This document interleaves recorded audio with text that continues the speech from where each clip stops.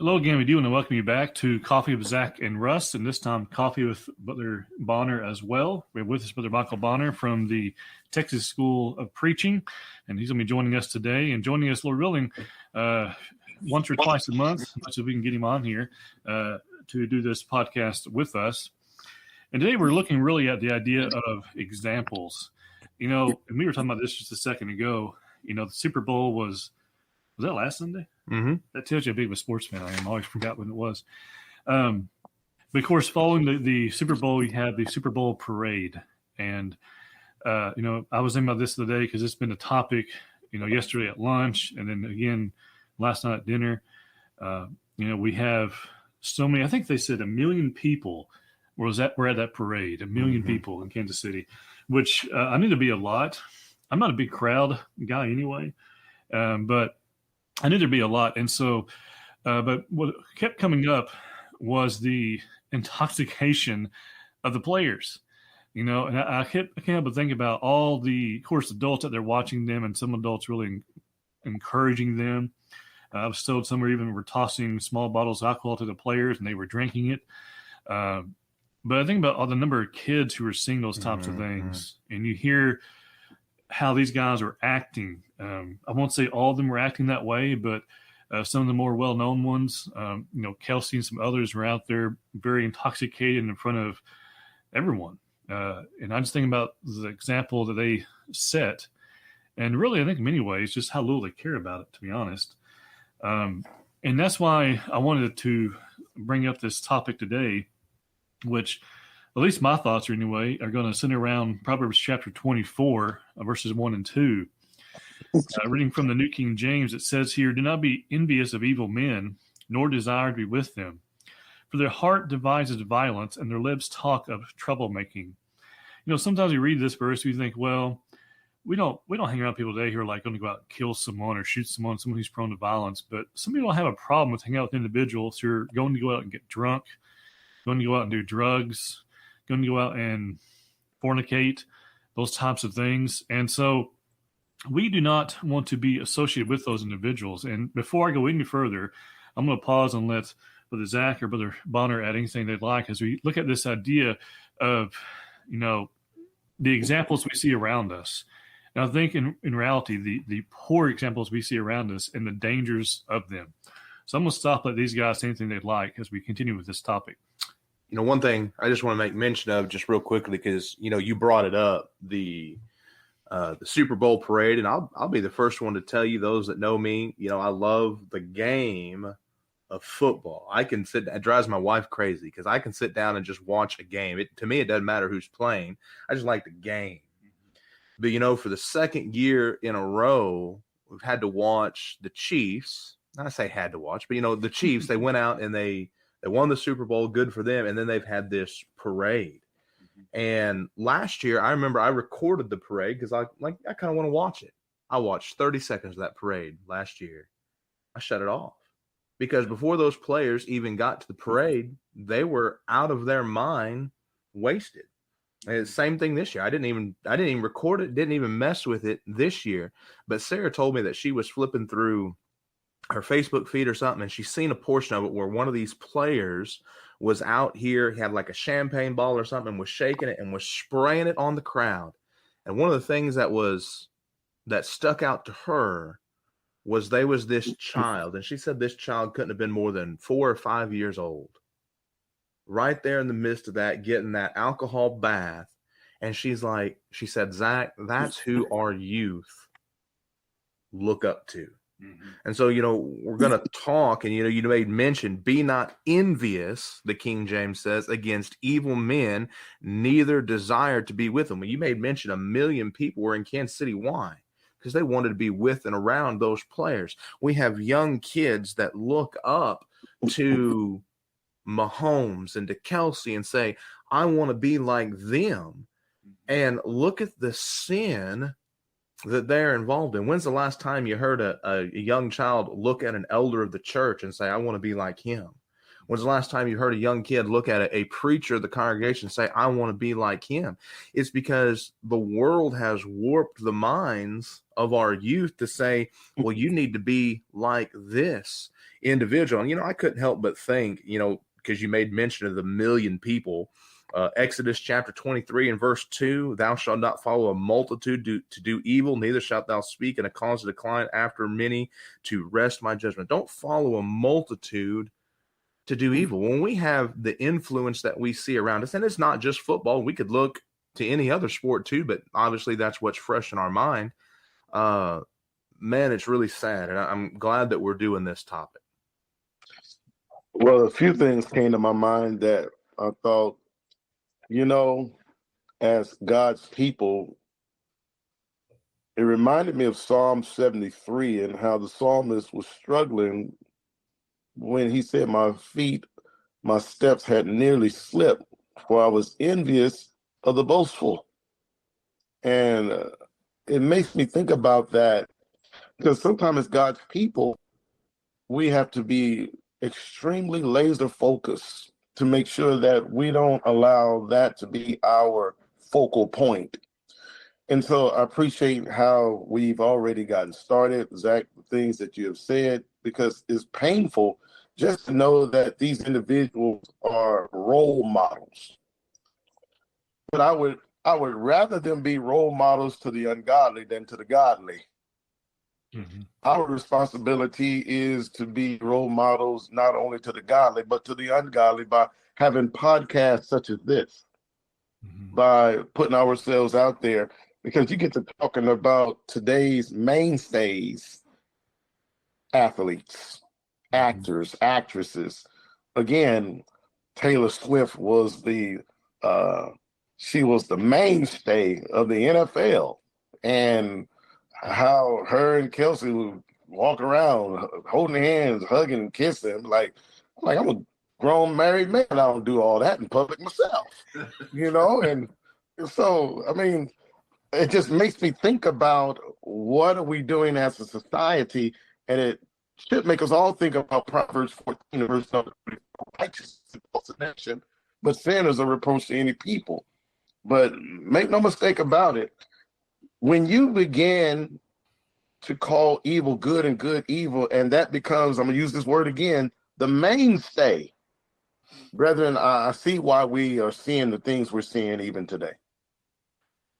And I think about this with the appearance of these individuals. People today, and social media does a very good job at this, of, we don't post, maybe I should say, we don't intentionally post ugly pictures of ourselves. We look through and we find the best ones, and that's what we post. And because we want to look nice when everybody looks at us or whatever. But social media and the world around, and these guys on television, and they put forth an image that is not, first of all, it's not realistic, and it's not consistent with everyday life. That's why I think so many times people love to see actresses and actors in their everyday life, see how they go about it, see how they're not always dressed up and that kind of thing. Maybe makes them feel more connected with them. I don't know.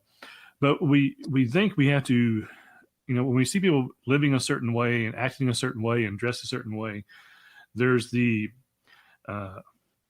temptation to try to look and appear as they do. And we have to realize that social media and what we see on television, and yes, even during a parade, is not what we should base how we live. That's not what we should use to base how we act and how we live. Everybody's life is not, picture perfect. It's not sunshine and rainbows, and no, it should not be one that involves intoxication like we see, portrayed on television. And I keep going back to alcohol because it's so interesting to me that so many television shows, and I'm going to sound like an old guy, but I don't care. But how many television shows center around almost most of them will have at least one guy who's pretty much a drunk in the show the entire time the show is on the air. I don't mean just one episode. And then they'll have a love interest for somebody, and so the show primarily is about either partying or getting drunk, and the rest of it's about sex and all types of various relations that go on with it. And that to me sums up probably about 95% of television. And then we see it also now in sports, with Kelsey, with Mahomes and all these other guys. I put them out there because people who follow sports at all probably know who they are. Not that you need to. I mean, they're just people like anybody else. But their image is put out there in front of our face all the time, right? Because we see them in the parade acting drunk. Then we also see them in Subway commercials. We see them, in insurance commercials and all these other things. And they're always in front of us. And so the idea becomes, well, you see how they dress, you see how they act. That's what I should be doing. And that couldn't be any further from the truth. But sometimes we respond to what we see so much of in front of us. And it's those who we see in commercials, those who we see in television shows. And it's amazing how sin, like it's already been said today, is being downplayed, and it's what was evil is now be called good, or we're being told it's not that big of a deal. Don't get so upset about it. Even I'm gonna mention Taylor Swift again before you do. She has a song called "Calm Down." If you ever watched the video for that, it's about the idea is very clear. Basically, the idea is stop making a big deal about homosexuality and transgenderism and all this other stuff, and basically just calm down and move on and be quiet. Which I'm sorry, I'm not going to. And the Bible doesn't, and we shouldn't either. So I'm going to go ahead and stop there. You talk about the appearance of the rich and famous, and you talk about how people are attracted to that type of lifestyle. Really, I got two things that just popped up in my mind. I was thinking, I remember being a young boy, and my grandfather was a gospel preacher, and I asked him, I said, what is Satan like? Now, this is a young boy, and he explained it in such a way that I'll never forget. He told me, he said, Zach, Satan is not what you see on cartoon shows, because the cartoon shows depict Satan as this little red guy with horns, a pitchfork. And he said, Satan is not like that. Sin is not like that, but rather Satan is, and sin is the things that look good, things that sound good. Things that make you to the world seem cool. And I got to thinking, what's interesting, just a couple of passages to throw out here.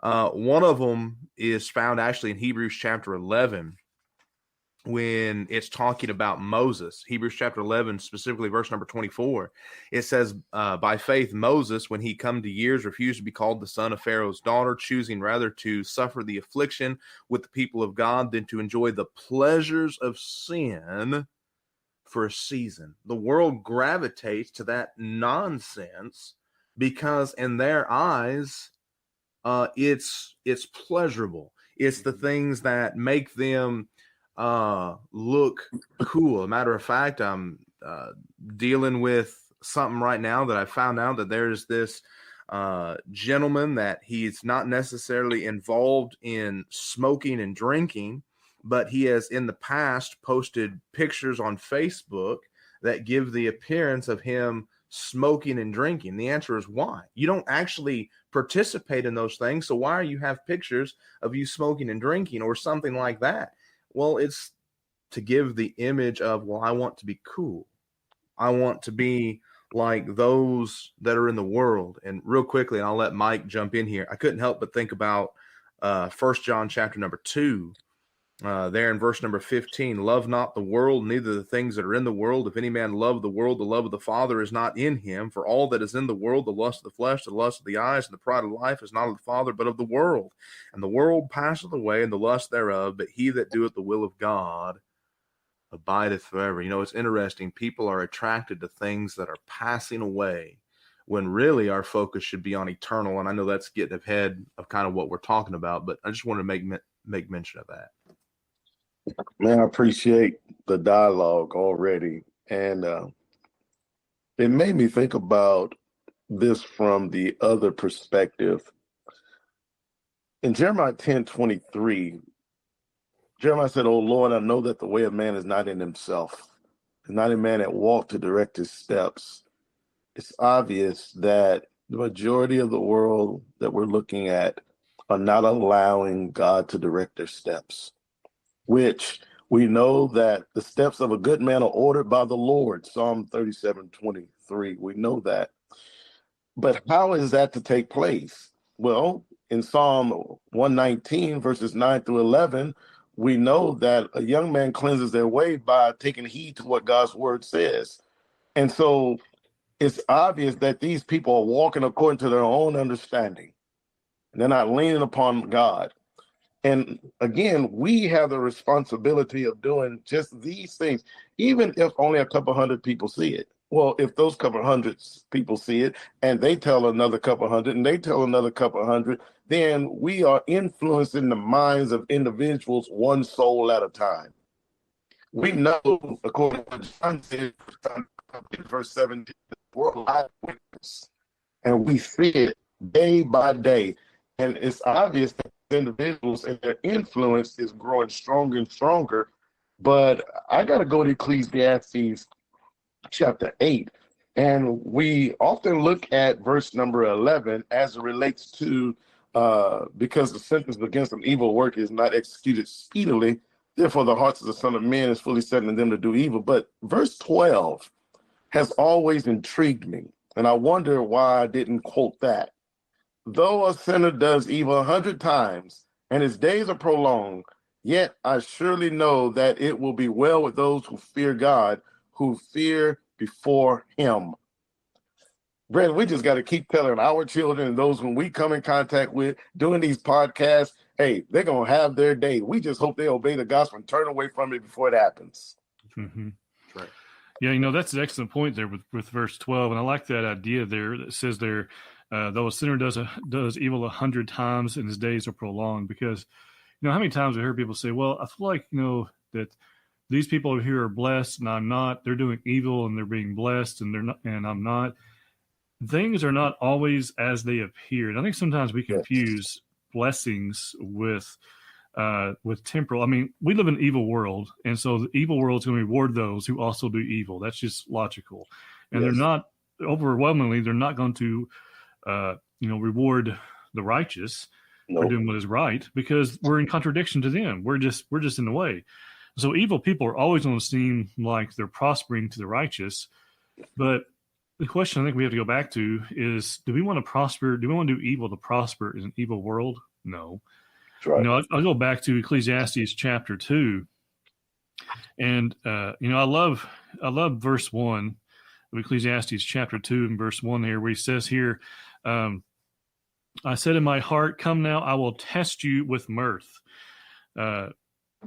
This idea of test, and we know Solomon tested a lot of things in Ecclesiastes, and it boils down to, fear God and keep his commandments.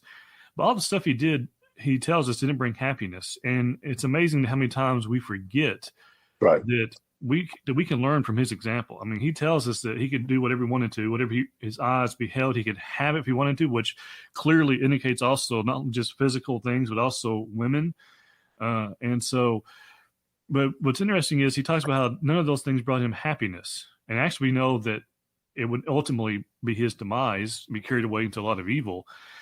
And so we think about, we try to find happiness and fulfillment and joy, and even, yes, our examples, and we go about it in totally the wrong way. The Bible gives us ways to find happiness and where we should look to our examples. And like already been said, so few times we look to our elders and to our church leaders who want to do what is right, and we don't look to them. We say, well, that's, maybe we don't say it out loud, but we think, well, yeah, but that's not really the popular thing to do. Popularity, the things that are popular, for honest, I think a lot of times are stupid. I don't understand it. The things that are popular, and I sound like a really old man now, but they don't make any sense whatsoever. The way, I was a teenager at one point, doesn't matter how long ago that was, but I remember looking back at some of the ways I acted and dressed. I'm like, that doesn't make very much sense. And today it doesn't either. Nothing has changed. People do things that make no logical sense. There's a reason why sometimes we go back and we look at our pictures of ourselves years ago and we think, boy, I used to do that, or I used to dress like that. And it's not so much the clothing as it is the reasoning behind it. It's like kids who wear all black, or they wear immodest clothing is either too tight, too low, or has a suggestive, comment on it. What's it all boiled down to?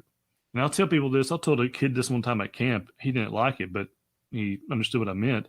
I said, why don't you just wear a shirt that says, please give me attention? Because that's basically what you're doing. I want you to look at me and give me your attention. And there are better ways to go about doing that. And, you know, kids who don't get the attention they need or they feel they need can sometimes act out in that way. But as adults, we can do the same thing. If we're not as popular as I think we should be, if we're not in the groups that we think we should be in, we may do things to try to be accepted by those groups. And that's just not the way to go about it. Go ahead, Brother Zach. Well, you know, you talk about, you know, people make decisions to be accepted by certain groups. They do it to be pleasing. You know, something that just you said that and it sparked my mind. You remember, you know, of course, Solomon was told, because, you know, he was influenced by worldly things, that he was going to lose the kingdom. It was going to be divided. And you remember old Rehoboam, he comes into power and he has the opportunity. Am I going to listen to the wise counsel, or am I going to listen to my friends? Mm-hmm. And ultimately, he chooses, instead of listening to wise counsel, he chooses to listen to his friends. And we know the trouble in which that caused. Well, why did he make those decisions? For the same reason that we're talking about it. Why are people so enamored with Taylor Swift? Why are people so enamored with improper examples? Was because that's the cool thing to do. That's the thing to get me attention. And so we have to make sure, as gospel preachers and the avenues in which we have, to keep setting the proper example. You know, we talk about Solomon, and we've mentioned Ecclesiastes, and, you know, there in Ecclesiastes chapter 2, you know, he says, you know, I want to test my heart, and I'm going to try it with mirth. And then later on, in verse 4, he says, you know, I'm going to do it with, you know, these great works. And he talks about he built these houses, he planted these vineyards. And, you know, he goes through the entire book trying all these different things to find out the purpose of man. And he says, you know, it's all vanity of vanities, it's all vexation of spirit. But I love the conclusion that he comes to at the end of the book. Despite all of that, what's the ultimate conclusion that he comes to? That we need to fear God and keep his commandments, there in Ecclesiastes chapter number 12 and verse number 13. And so, you know, it tells me that, you know, we just got to keep, you know, putting the truth out there, keep putting God's word out there, because the reality of it is, just looking at it in a numerical sense. Now, I understand that when God is on our side, we are never in the minority. But when you think about the history of the world, there's only 2 times in the history of the world where the majority of the people on earth were righteous. And both of those opportunities didn't last very long. You have Adam and Eve in the garden. They were righteous. That's the majority of the world until they weren't. And then you have right after the flood, where you have Noah and his family. They're righteous before God until Noah goes and does something stupid. Every other time we read about in the Bible, it seems that those that are doing right, they're always in the minority. Why? Because, as the world would say today, they're not doing what is cool. They're not doing what is popular. They're not running around on a stage half naked. Well, let's not call it half naked. They're not running around on stage naked, singing some song or whatever the case may be. I appreciate that. I want to make a correction. I said 1 John 5:17. It was actually 19. And when I said it, that didn't sound right, about the world lying under the sway of the wicked one. I want to make also the comment on why the world is following the world's bad example. In Ephesians chapter 4, verses 17 through verse number 20, the Bible says, "This I say, therefore, and testify in the Lord, that you should no longer walk as the rest of the Gentiles walk, in the futility or the vanity of their minds, having their understanding darkened, being alienated from the life of God because of," notice these things, "the ignorance that is in them, because of the blindness of their heart, because of being past feeling, who have given themselves over to lewdness, to work all uncleanness with greediness, but you have not so learned Christ. I think about the five things: vanity of mind, alienated from the life of God, ignorant, blindness, past feeling. You can go on and on and on. And you think about people, and again, walking according to their own understanding. When you look at, like, let's take a Mahomes, excellent athlete, powerful athlete. The things that he does on the field are amazing.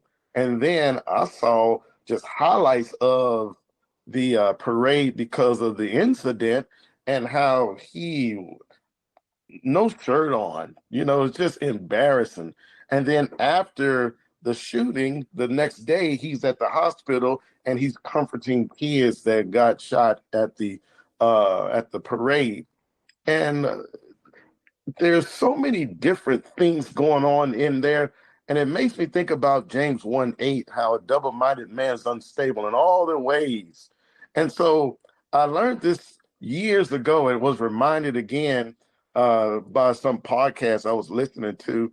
And matter of fact, it was about finances.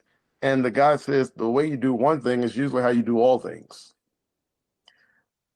It makes me think about some of these people. They're unstable in all their ways. Mm-hmm. And so what is God teaching us?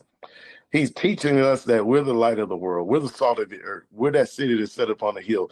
And going back to what Zach said in his introductory thoughts, they ought to be looking at preachers and elders and deacons and members of the Lord's church as an example.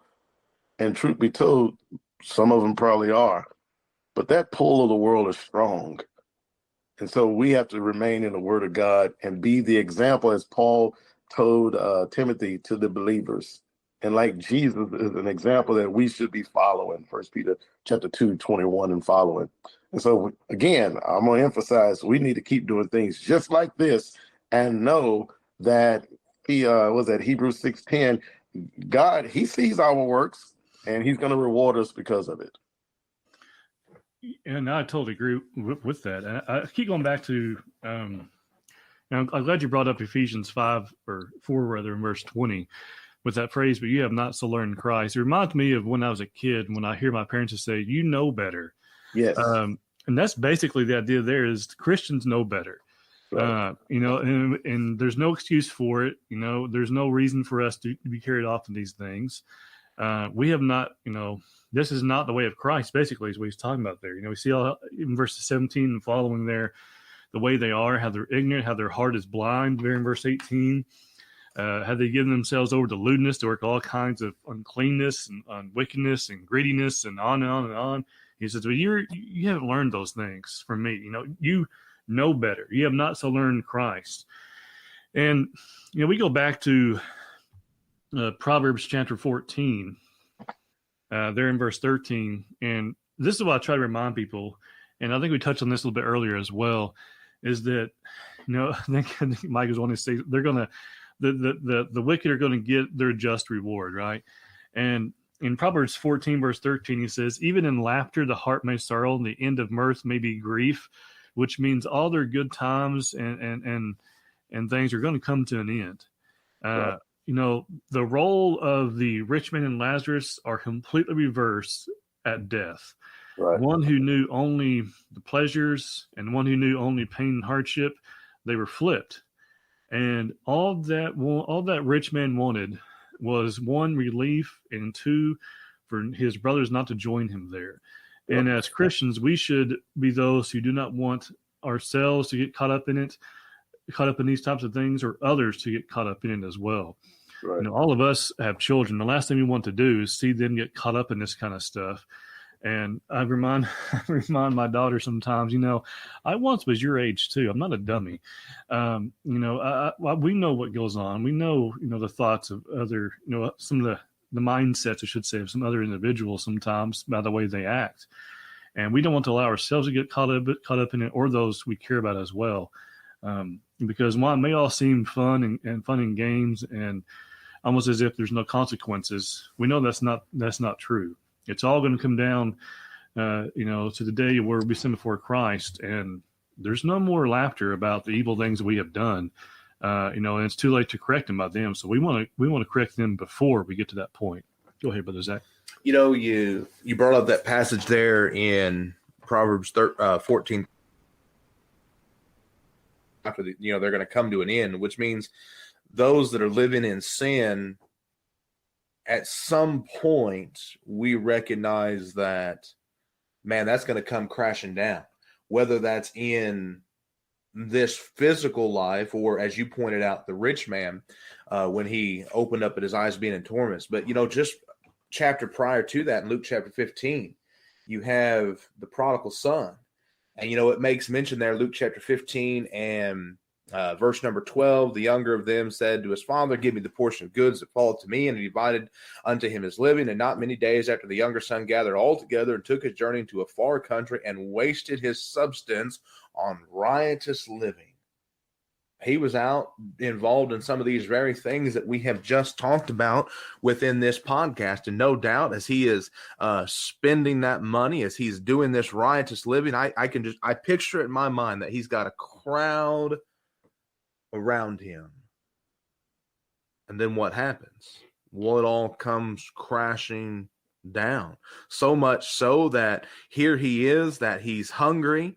He has to join himself to a citizen of that country to go out and feed swine. And Jesus, of course, talking to Jews. And so they would have found that, of course, very unclean, very disgusting. And so much, verse 16, man, it always gets me.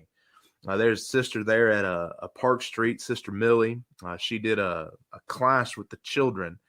And she brought some of the most gross smelling, horrendous stuff that you'd ever seen, like moldy bread and banana peels. It was gross. I'll never forget it to the day I die. She told those kids, well, this is what pig slop is. And that's what this guy was ready to eat. Mm-hmm. Why? Because he put his trust in the wrong things, put his faith in the wrong things. Now, we see the beautiful nature of what happens in the story. He ends up saying, I have sinned. Not only have I sinned against my father, but I've sinned against God. He goes back. So we see that he had the opportunity to be able to make his life better. But it just goes to show you that we need to be the example of looking to Christ as that proper example. You think about Paul, he would tell the church at Corinth there in 1 Corinthians, was it chapter 11 and verse 1, be ye imitators or followers of me. Why? Because I follow Christ. I'm following the proper example, not the improper example. And, the prodigal son, man, he had it all come crashing down, and he had to take a long, hard look at his life and the examples and things that he was involved in, and he had to make a choice. And you think about everything that we're talking, it comes down to choices. What choice am I going to make? What example am I going to follow? But let's take it a step further, and we can elaborate on this later. But what example am I going to be? Mm-hmm. And we have to think about both aspects of that. What example am I following? What example I'm going to be? Because you made mention the fact that we're parents. You ever see yourself in your children and you have to think, man, I need to stop that too often. Yeah. So let me tell you something that really bothered me about that parade. That shooting was going on, and only those that were in the vicinity heard it because of the loudness of the music. And brothers, I thought about that. And especially as we've been talking, we know on that last day, according to 1 Corinthians 15, we're not going to read the passages, 1 Thessalonians chapter 4, verses 13 through verse number 18, there's going to be a trumpet. And everybody's going to hear that trumpet. And can you imagine, what if there have been multiple shooters? The loudness of the music, we'd have had dead bodies all over Kansas City, downtown. 1 million people there, you couldn't have been plucking them off. Bah, bah, bah, bah, bah. You can hear it. but they couldn't hear it over the loud music on the other side. And so you had a group of people that was running, and you had another group of people, and they were just going and being what they were. They didn't even hear it. Mm-hmm. And then it makes me think about Revelation 1 and verse number 8. I'm sorry, verse number, I was just there. Verse number 7. Behold, he is coming with clouds. Every eye will see him, even they who pierced him. The scary part about that situation in the crowd, man, they didn't even hear danger around them. And sometimes sin is just like that. You can have sin around you and not know the danger of it. And here we are again. Our responsibility is to, well, be like what God told Ezekiel, sound the trumpet. Brett, I love y'all, man, because y'all could have said, you know what, we ain't going to call no names out. We ain't going to deal with this. Somebody got to sound the trumpet. Mm-hmm. Somebody got to make the noise.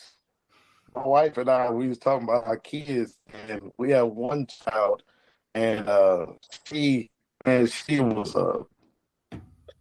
a challenge. She's probably one of the most wisest one we have because she was the squeakiest wheel that got the oil. We just need to keep putting the oil out there. Mm-hmm. Yeah. You know, and that's interesting to bring up that it was so loud music was so loud they couldn't hear the gunshots.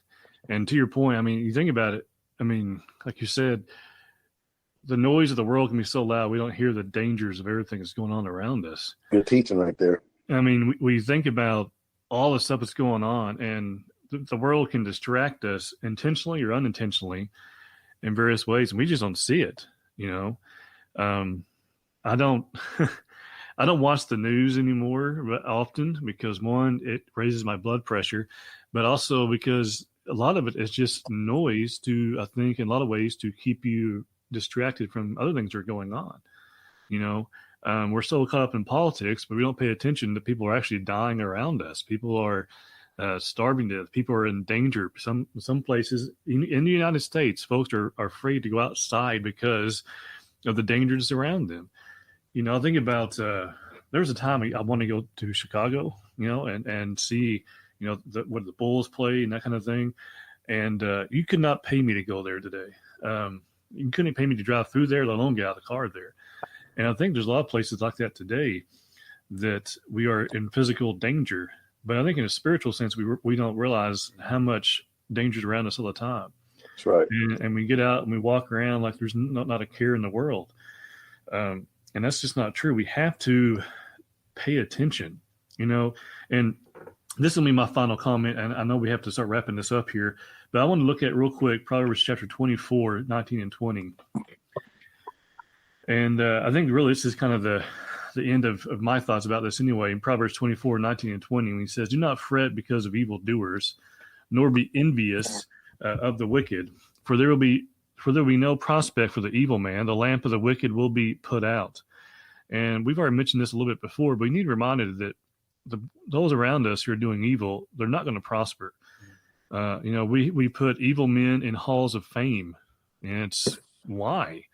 You know, because they entertained us for a couple of years, good or bad.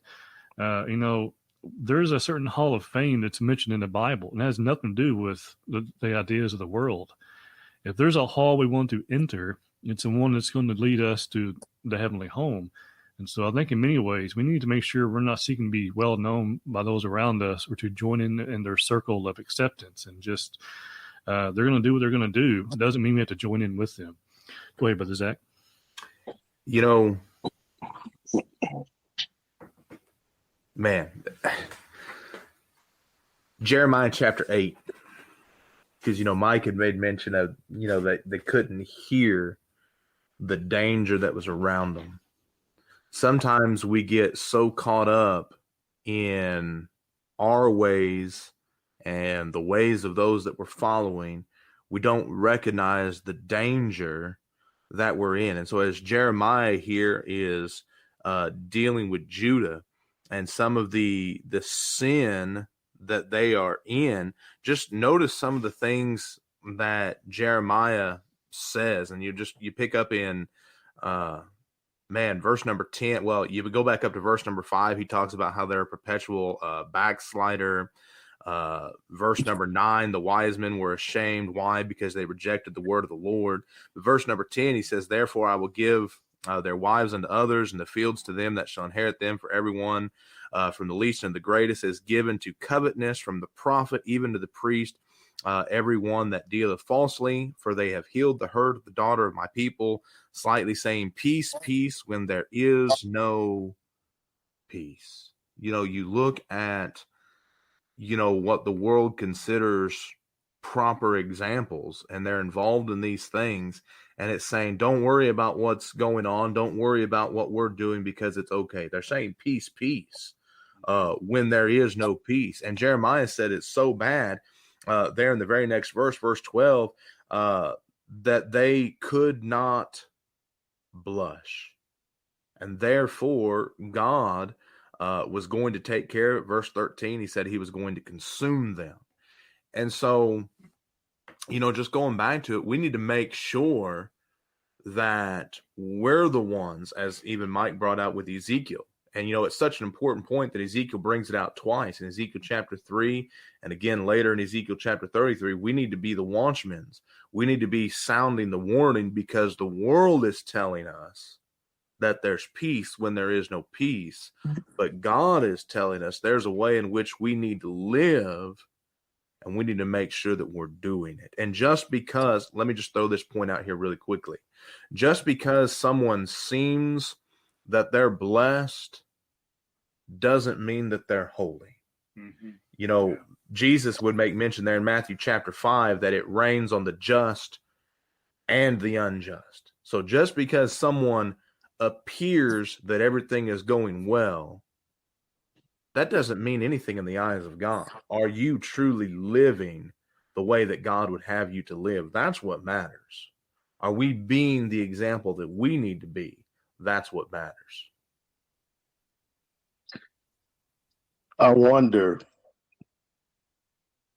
with the one, and praise God, there was only one that lost their life. I wonder if their name was registered in heaven.